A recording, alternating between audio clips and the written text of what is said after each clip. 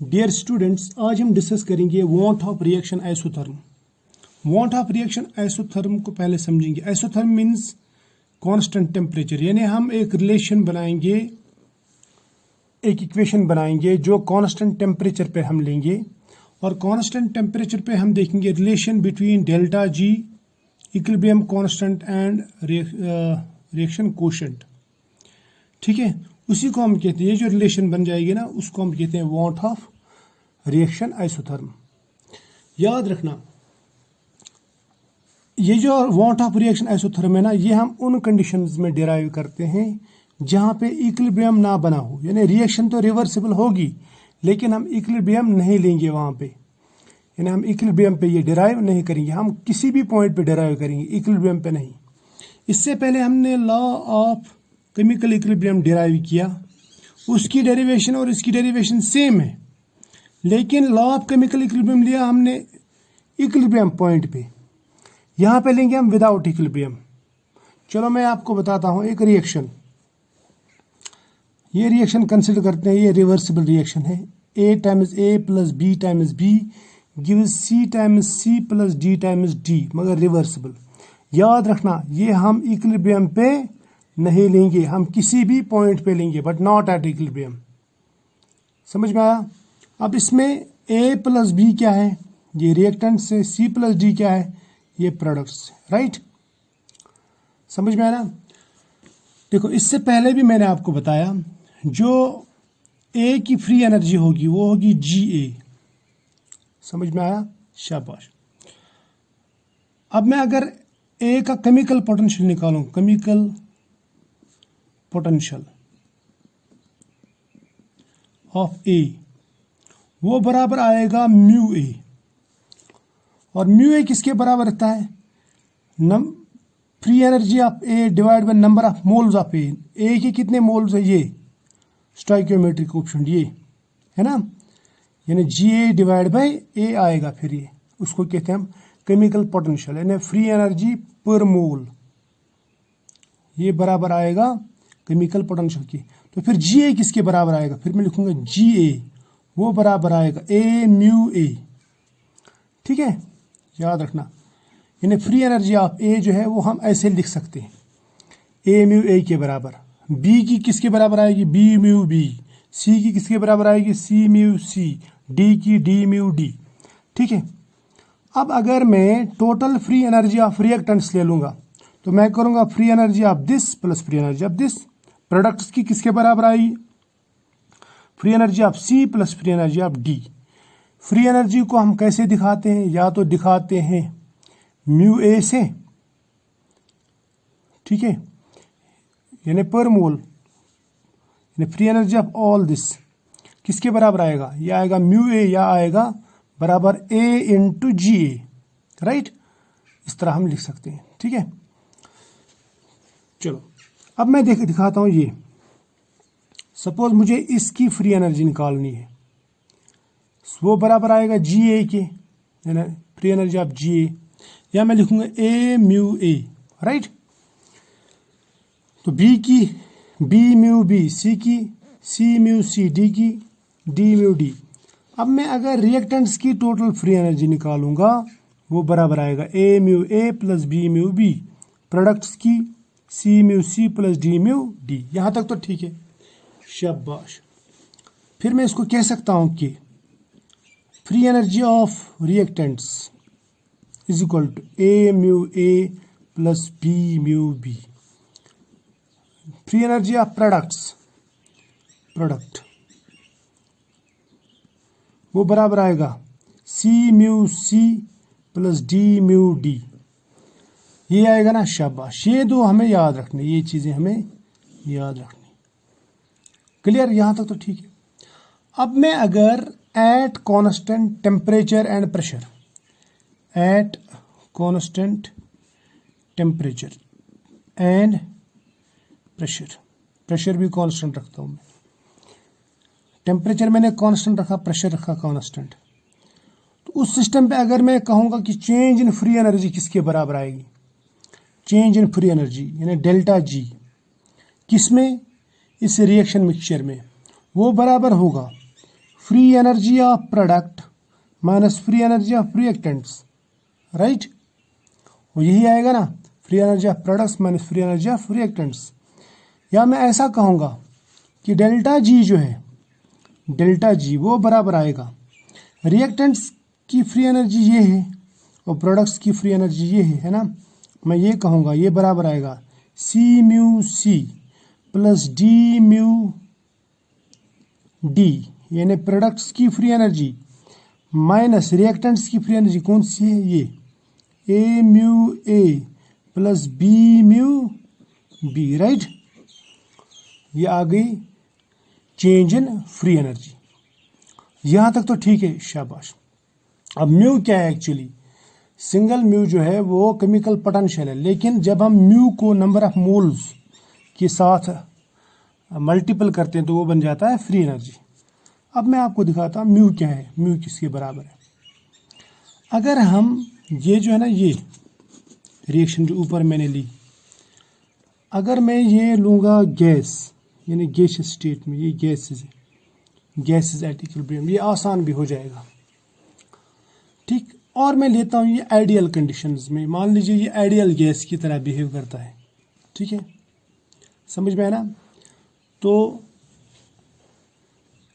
Ideal gas के लिए, ideal gas का जो मिक्सचर है, for a mixture of ideal gas, ideal mixture of ideal gas, किसी भी कंपोनेंट का अगर मुझे केमिकल पोटेंशियल निकालना है, ठीक है, आइडियल गैस के मिक्सचर में अगर मुझे किसी भी कंपोनेंट का केमिकल पोटेंशियल निकालना है तो वो कैसे निकालूंगा मैं, chemical potential of any component या ऑफ ए कंपोनेंट वो हमें मालूम है।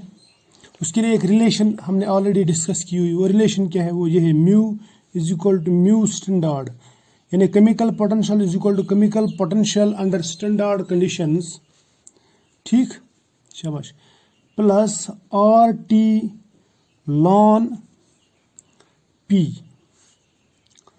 ये है केमिकल पोटेंशियल, ये है chemical potential under standard conditions. R is ideal gas constant, T is temperature और लॉन जो है लॉग है, नेचुरल लॉग, पी जो है ये पार्शियल प्रेशर है, पार्शियल प्रेशर। मान लीजिए हमारे पास में 4 कंपोनेंट्स है अब मिक्सचर में, ए बी सी डी, तो ए का पार्शियल प्रेशर होगा पी ए, बी का पार्शियल प्रेशर होगा पी बी, सी का होगा C B and so on, right. इसी तरह लिखते हैं ना, शाबाश। अब ये जो मैंने ये इक्वेशन लिखी, ये इंपॉर्टेंट इक्वेशन है, ये याद रखना, ये हमारे लिए काम की इक्वेशन है। इसको बाद में मॉडिफाई भी करेंगे कहीं पे, लेकिन फिलहाल यहाँ पे आसान तरीके से इस इक्वेशन को यहाँ पे पुट करो, इसमें ये मान लो ये है इक्वेशन नंबर 1, इस इक्वेशन को इक्वेशन नंबर 1 में पुट कर दो तो आसान है ना। करना क्या है, आपको लिखना है पहले डेल्टा जी, चलो मैं दिखाता हूँ कैसे, थोड़ा सा एडजस्ट करेंगे।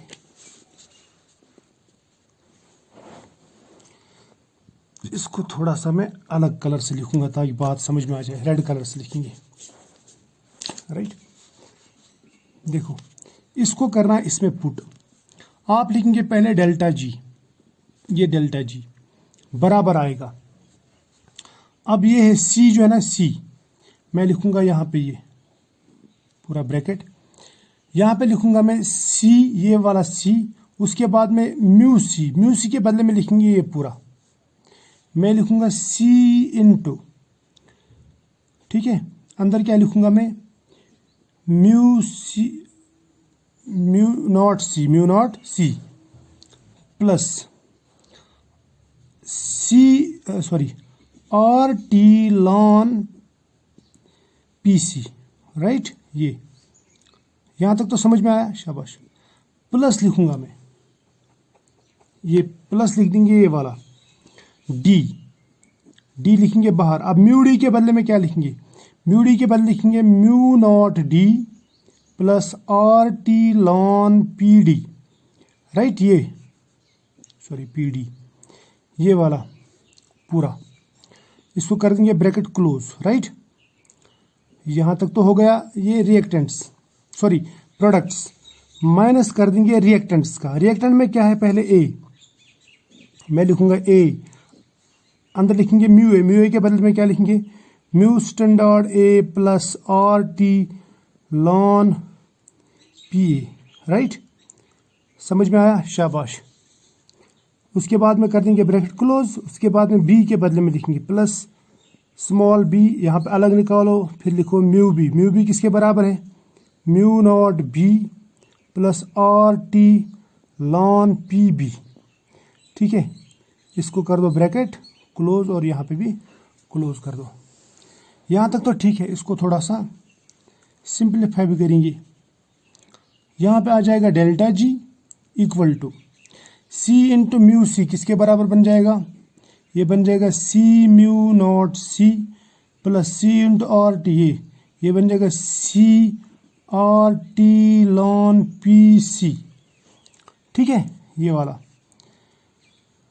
ठीक है। इसको कर देंगे यहाँ पे क्लोज, इसको कर दो ब्रैकेट में क्लोज, प्लस आ जाएगा ये D, D mu not D, D mu not D आएगा, राइट, प्लस आएगा D R T ln P D, ठीक है।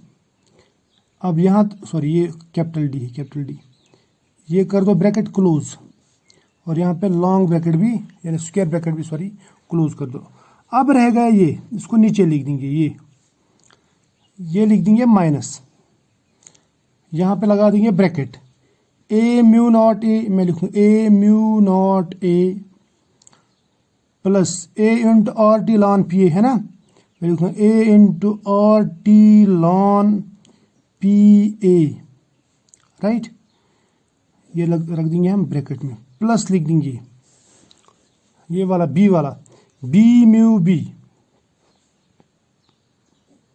B into mu B standard plus B into R T ln P B. समझ में आया, शाबाश। यहाँ तक ये हो गया क्लोज। ऊपर की अलग रिलेशन इक्वेशन है, इसको हमने सॉल्व किया तो ये बन गया। अब इसको थोड़ा सा और आसान कर देंगे, लेकिन इसको मैं अलग कलर से कर दूंगा, ठीक है, ताकि बात समझ में आ जाए।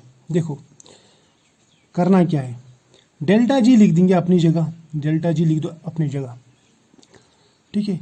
ये सी म्यू सी यहाँ पे प्लस है ना, और यहाँ पे लिख दो डी म्यू डी, इनको निकाल दो अलग, ये दोनों प्लस है, मैं ऐसे लिख दूंगा सी म्यू सी मगर म्यू नॉट सी है ना, plus D mu not D standard, इनको लिख दिया अलग, राइट।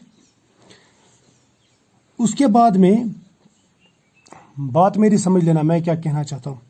उसके बाद में ये माइनस वाले लिख देंगे, इसमें जो है ना ये वाला और ये वाला, मैं कर दूंगा इसको minus A mu not A plus B mu naught B, हो गया।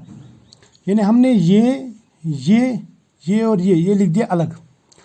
अब क्या रह गया, अब रह गया ये C R T ln P C D R T ln P D, ठीक है, इसको लिख देंगे अलग, ये लिख दिया अलग हमने। अब इनको इन बाकी चीज़ों को अलग लिख दिए। देखो C R T ln P C और D R T ln P D, ये प्लस है ना, मैं इसको अलग लिख दूंगा, यहाँ पे इसको अलग ब्रैकेट में बना देंगे, इसके लिए अलग ब्रैकेट लिख देंगे हम। यहाँ पे लिखूंगा मैं ब्रैकेट में C R T ln P C plus D R T ln P D, ठीक है, ये प्रोडक्ट्स की, राइट। मगर ये भी अभी प्लस ही है, ये प्लस है, ये याद रखना प्लस, ठीक है, ये प्लस है, ये वाले प्लस है। उसके बाद में ये वाले जो है ना इस साइड वाले, कौन सा, ये ए आर टी कहाँ गया, ये वाला, या यहाँ पे लिख सकता हूँ A R T ln P A और B R T ln P B. ये वाले जो है ना ये माइनस है, इसको रख दो ऐसे, यहाँ पे लिख दूंगा मैं माइनस, या हम इसको नीचे भी लिख देंगे, ठीक है। इसको थोड़ा मैं नीचे लिख दूंगा ताकि बात समझ में आ जाए। माइनस कर दूंगा मैं, माइनस क्या है, माइनस है A R T ln P A plus B R T ln P B. देखो यहाँ पे ये माइनस है ना, ये इसको भी मल्टीपल माइनस है और इसको भी मल्टीपल माइनस है, इसलिए मैंने इसको दोनों के साथ मल्टीपल रख दिया।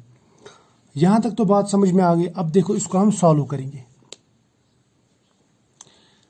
देखो ये जो है ना, ये अगर आपको याद होगा इससे पहले हमने एक रिलेशन लिखी थी, उसमें हमने लिखा था रिएक्टेंट्स की जो फ्री एनर्जी, ये देखो रिएक्टेंट्स की फ्री एनर्जी किसके बराबर आती है, A mu A plus B mu B, और प्रोडक्ट्स की C mu C plus D mu D, right. और डेल्टा जी किसके बराबर लिखा था हमने, सी म्यू सी यानी प्रोडक्ट्स की free energy plus D mu D minus A mu A plus B mu B, यानी प्रोडक्ट्स की फ्री एनर्जी माइनस रिएक्टेंट्स की फ्री एनर्जी, ठीक है। अब अगर हम इसके ऊपर स्टैंडर्ड डाल देंगे तो आपको इस तरह की एक रिलेशन मिलेगी, C mu not C plus B D mu not D, यानी प्रोडक्ट्स की standard free energy minus reactants की स्टैंडर्ड फ्री एनर्जी, है ना। तो इस रिलेशन को मैं ऐसे भी लिख सकता हूं, delta G is equal to delta G naught, clear, यानी प्रोडक्ट्स की फ्री एनर्जी माइनस रिएक्टेंट्स की फ्री एनर्जी, मगर अंडर स्टैंडर्ड कंडीशंस वो बन जाता है डेल्टा जी, राइट। यहां तक तो ठीक आ गया, शाबाश। अब देखो ये तो प्लस है यहां पे, अब प्लस आएगा, प्लस इसमें C R T ln P C D R T ln P D, इसमें से आर टी निकाल दो कॉमन, आर टी निकाल दो कॉमन, राइट। अंदर रह जाएगा, अंदर रह जाएगा इसमें सी लॉन पी सी यानी सी लॉन पी सी ये वाला plus D lawn P D, right, minus कौन सा माइनस, ये वाला माइनस, इसमें भी आर टी कॉमन निकाल दो, आर टी यहाँ पे कॉमन है यानी आर टी कॉमन, अंदर क्या रह जाएगा, अंदर रह जाएगा, अंदर रह जाएगा A ln P A plus B ln P B, ये रह जाएगा ना। अब देखो ये होगा अब सॉल्व, अब इसमें ज़्यादा मुश्किल नहीं है, बात मेरी समझ लेना मैं क्या कहना चाहता हूँ। इसको आप ऐसे भी लिख सकते हैं, delta G is equal to delta G naught plus R T तो कॉमन है यहाँ पे भी कॉमन है, यहाँ पे भी कॉमन है, तो आर टी इन दोनों में, चलो पहले इसमें निकाल, पहले करेंगे इसको सॉल्व। आर टी देखो मैं आपको एक रिलेशन बताता हूँ, ln X raise power Y बराबर रहता है वाई लॉन एक्स, इसका मतलब Y ln X raise power Y के बराबर है ना। तो यहाँ पे भी ऐसा ही हो जाएगा, ये बन जाएगा सी लॉन पी सी, ये बन जाएगा ln P C raise power C plus ln P D raise power D, ठीक, माइनस आर टी, यहाँ पे ln P A raised power small A plus ln P B raised power small B, और ये होगा ना, शाबाश। यहाँ तक तो क्लियर है, वेरी गुड। अब यहाँ पे बन जाएगा डेल्टा जी, किसके बराबर बन जाएगा, delta G naught plus R T, यहाँ पे दोनों में कॉमन है,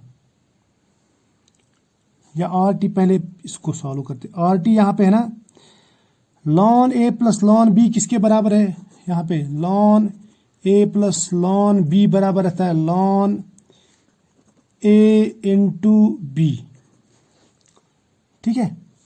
तो यहाँ पे बन जाएगा are T lawn A plus lawn B, ये बन जाएगा लॉन ए इंटू बी, यानी कॉमन लॉन निकालेंगे, जैसे कॉमन लॉन निकालते हैं ना ऐसे, तो ये बन जाएगा P C raise power C into P D raise power D, समझ में आया, माइनस आर टी यहां पे भी ln P A raised power A into P B raised power B.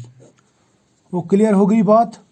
अब देखो ये बन जाएगा बराबर delta G equal to delta G not, इन दोनों में आर टी कॉमन निकालो, अब तो निकालो कॉमन, आर टी कॉमन है, अंदर क्या रह जाएगा, अंदर रह जाएगा ln P C raise power C into P D raise power D minus ln P A raise power A into P B raise power B. ठीक, यहाँ पे हमने एक फार्मूला लगाई, यहाँ पे दूसरी फार्मूला अप्लाई करते हैं। चलो यहाँ की जो फार्मूला है वो मैं ऐसे लिखूंगा, यहाँ पे लिखूंगा lawn A minus ln B जो है वो बराबर था लॉन ए बाई बी। यहां तक ठीक है, शाबाश। अब देखो इसको मैं ऐसे भी लिख सकता हूं, फिर इस इक्वेशन को मैं लिखूंगा डेल्टा जी यानी change in free energy for a reversible reaction but not at equilibrium is equal to standard free energy change plus R T, फिर आ जाएगा लॉन, इन दोनों का लॉन, ये ln A minus ln B किसके बराबर है, लॉन ए के बदले में क्या लिखेंगे, ये P C raise power C into P D raise power D divide by P A raise power A into P B raise power B. ये बन गई हमारी इक्वेशन, समझ में आया। चलो इसको नाम रखेंगे इक्वेशन नंबर 2 सपोज। अब देखो ये जो इक्वेशन है ना, इसमें आपने थोड़ा सा गौर करना है। सबसे पहले ये क्या है, ये है change in free energy, change in free energy किसके, प्रोडक्ट्स और रिएक्टेंट्स के दरमियान जो डिफरेंस है फ्री एनर्जी का वो। और डेल्टा जी क्या है, डेल्टा जी भी है difference in free energy but under standard conditions. इसको हम डेल्टा जी स्टैंडर्ड को ऐसे भी लिख सकते हैं, it is C mu C plus D mu D under standard conditions minus A mu A plus B mu B under standard conditions. ये इसी के बराबर है ना, ये शाबाश, ये याद रखना है आपको। और ये जो रेशो है, दिस रेशो, ये है partial pressure of products divide by partial pressure of reactants but at any point other than equilibrium it is not at equilibrium, not at equilibrium। ये याद रखना कि हम पहले से ही डिस्कस करें। अगर हम कोई भी रेशो लेंगे प्रोडक्ट्स का, और रेशो लेंगे partial pressure of products divide by partial pressure of reactants at any point other than equilibrium, इसको हम कहते हैं रिएक्शन कोशेंट, कहते हैं ना रिएक्शन कोशेंट, शाबाश। तो फिर मैं इसको ऐसे लिख सकता हूँ, मैं लिख सकता हूँ delta G is equal to delta G naught plus R T ln Q P. Ln Q P क्या है, ये है reaction quotient in terms of partial pressures, reaction quotient या प्रेशर कोशेंट बोलूंगा मैं यहाँ पे, ठीक है, यहाँ तक तो ठीक है। ये होगी एक बात। दूसरी बात, अगर हम यही इक्वेशन लेंगे अंडर स्टैंडर्ड कंडीशंस, यानी ये स्टैंडर्ड कंडीशंस में होता, ठीक है, या ये इक्वेशन अगर स्टैंडर्ड कंडीशंस में होता एट इक्विलिब्रियम, तो तब क्या होता, ये होता 0, है ना, और डेल्टा जी नॉट बन जाता बराबर minus R T ln P C into P divide by P A divide by R T, है ना, या जो हमने ऑलरेडी डिस्कस किया हुआ है। मैं लिखूंगा under standard conditions delta G not जो होता वो किसके बराबर होता, वो बराबर होता, अगर ये 0 हो जाए तो ये बराबर हो जाता माइनस आर टी, ठीक है, ln P C P D raise power D divide by P A raise power A and into P B raise power B, मगर कब, अंडर स्टैंडर्ड कंडीशंस और एट इक्विलिब्रियम, एट इक्विलिब्रियम ऐसा हो जाता। तो तब ये जो रेशो है, ये रेशो, तब इसको हम रिएक्शन कोशेंट नहीं कहते, तब इसको हम कहते हैं इक्विलिब्रियम कांस्टेंट, यानी ये जो रेशो है, ये वाला रेशो, ये बन जाता है बराबर KP के, है ना, बन जाता ना KP। समझ में आया? शाबाश। अगर मैं ये वैल्यू यहाँ पे पुट कर दूं इसमें, समझ में आ रही ना बात मेरी? अगर मैं ये वैल्यू यहाँ पे पुट कर दूं, ऊपर पुट कर दूं, कौन सा वैल्यू? ये वैल्यू, इसका वैल्यू, या इसका सिंप्लीफाइड वैल्यू मैं लिखूंगा इसका delta G not equal to minus RT ln KP। अगर मैं ये वैल्यू यहाँ पे पुट कर दूं इस इक्वेशन में, सपोज इक्वेशन नंबर 4 है, इसमें पुट कर दूं तो क्या बन जाएगा? ये बन जाएगा डेल्टा G, याद रखना डेल्टा G बन जाएगा बराबर, इसके बदले में लिखेंगे माइनस RT, है ना, RT ln KP plus RT lawn QP। वो बात मेरी समझ में आ रही ना? शाबाश। अब ये जो है, ये इक्वेशन हमें रिलेशन देता है between free energy and equilibrium constant, free energy and reaction quotient. ठीक है, इसको नाम रखो इक्वेशन नंबर 5। अब हमारे पास में दो इक्वेशंस आ गए, एक आ गया ये इक्वेशन नंबर 4 और दूसरा आ गया इक्वेशन नंबर 5। ये दोनों इक्वेशंस जो है ये बहुत ही इंपॉर्टेंट है और इन दोनों को हम कहते हैं want of reaction isotherm. Isotherm क्यों कहते हैं? क्योंकि हम ये जो मसला लेते हैं ना, ये लेते हैं एट कांस्टेंट प्रेशर। समझ में आया? ये हमने constant temperature, constant temperature means isotherm. ठीक है, आइसोथर्मल कंडीशंस में लेते हैं। ठीक, यहाँ तक तो समझ में आया। ये आप इसका जो ना ग्राफ भी बना सकते हैं, आप इसका इजीली ग्राफ भी बना सकते हैं अगर आप चाहें तो। ठीक है, फिलहाल आप याद रखो कि ये जो है ये लेते हैं हम कांस्टेंट टेम्परेचर्स पे और इसमें हमारे पास में दो तरह की इक्वेशंस मिलती है, एक इक्वेशन नंबर 4, दूसरा इक्वेशन नंबर 5, और दोनों को हम कहते हैं वांट ऑफ रिएक्शन आइसोथर्म। ठीक, वांट ऑफ रिएक्शन आइसोथर्म। तो ये था आज का लेक्चर। आज इतना ही, मिलेंगे नेक्स्ट लेक्चर में। दी एंड।